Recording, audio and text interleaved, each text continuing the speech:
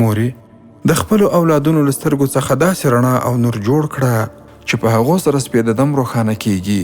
دوی ته ورزده کړه چې الله جل جلاله موږ ته اړ نه دی چې د هغه د دین ملاتړ وکړو، بلکې موږ په هر څه کې هغه ته اړ یو. وروښایه چې اسلام به خامخا د ځمکې حکمراني په لاس کې اخلي. اگر که کافران دا نه خوښوي، خورې او مورې اولادونو ته دې د ولا او برا عقیده ورزده کړه، د قرآن حفظ پرې وکړه، نه په مسابقو کې ګډون کول.